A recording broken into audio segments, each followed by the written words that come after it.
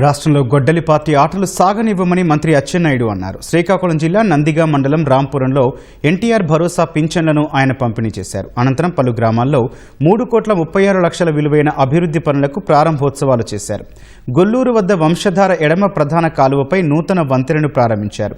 లక్ష్మీపురంలో గ్రామ సచివాలయం సహా గ్రామీణ మార్గాల్లో బీటీ రహదారులు ప్రారంభించారు.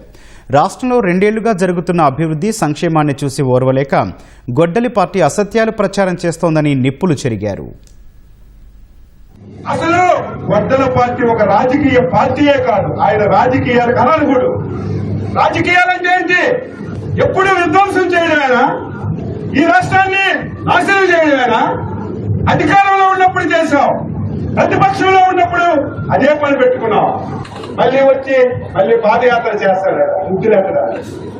ఎవరికి ముద్దులెడతాడు? అందరికీ 5 సెలెక్ట్ చేస్తాడు, వారికి షాంపూ ఇస్తాడు, తనకు స్నానం చేయిస్తాడు. అక్కడ ఒక మనిషి ఉన్నాడు, ఈయన చిన్నగా ఆ మనిషి దగ్గరికి వెళ్ళి తల మీద ముద్దులేస్తాడు. ఇంత డ్రామాలు గతంలో మనకు తెలియలేదు, మనం చెప్పలేకపోయాం. ఈసారి ఈ ప్రతి డ్రామాకి ఆన్సర్ ఇస్తాం. ఈసారి మీ గొడ్డల పార్టీని 1000 అడుగుల గొయ్యి తవ్వి అందులో పాత పెట్టి మళ్ళీ లేకుండా చేసే బాధ్యత మా మీద కాదు, విఘ్నులైనటువంటి ప్రజల మీద ఉంది.